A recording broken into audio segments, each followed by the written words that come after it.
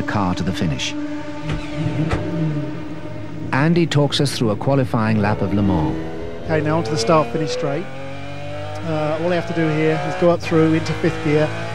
We come up to the Dunlop chicane, which is very, very tricky because you'll continue into turn when you really want to stop. You go down into 4th gear, just a slight flick to the left and right, through the Dunlop chicane, then up over the brow where the car goes light, and sometimes the tail end just gets away from you with a little bit of wheel spin. Into 5th gear, down to the S's, very fast, into 4th gear. Another left-right, but very much faster than the Dunlop chicane. Stay in 4th, up onto the rev limiter before Tete Rouge, which leads you onto the famous Mulsanne straight. I'm staying in 4th gear to save the gearbox here. Accelerate very hard out of here, into 5th, into 6th, and then basically all you have to do for the next few seconds is just sit there and enjoy the scenery.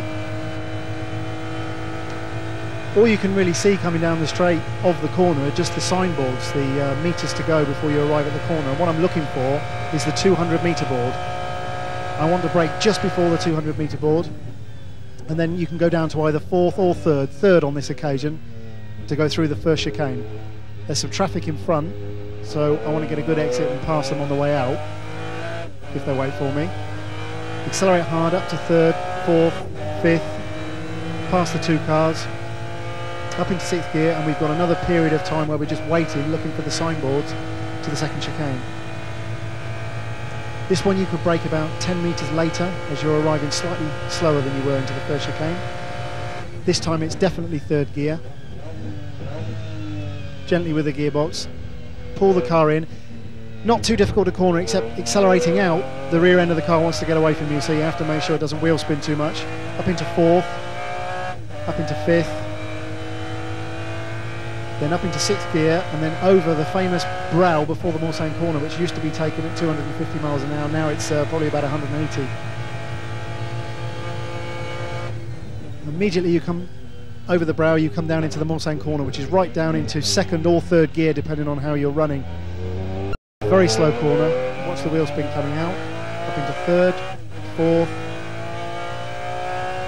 into 5th. Then you have 2 blind, flat-out right-hand kinks, into 6th on the first one, and the second one leads you into the right-hand part of Indianapolis, which is a very, very fast corner. You can brake at about 150 metres and be very smooth as the car goes through the right-hand part, and still braking very hard down into 4th gear for the left-hand part of Indianapolis. Now just a small amount of power up into Arnage. Arnage is a very slow corner with virtually no grip. You have to be extremely careful with the car here so as not to spin. I'm taking it in 3rd gear, accelerate out, up into 4th, up into 5th. There's now a blind left kink, into 6th, and now we come to the Porsche curves. We'll approach those very fast in 6th gear. It's a whole series of corners. If you get one of them wrong, it all goes wrong completely. I'll go into 5th gear for the first one, which is a right-hander. Then the left-hander is taken in 5th. The next left-hander in 5th, and then straight down into 4th gear for the right-hander. You have to keep very, very tight here. Don't let the car get out wide because it's very dirty out wide.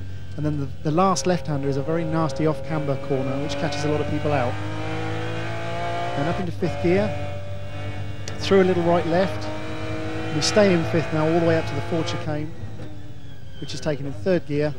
In fact, there are 2 chicanes, left, right, left, right. To be very tidy here, so as not to overheat the tyres. Accelerate hard out, press that radio button and tell them how much fuel you've used again. The circuit has changed considerably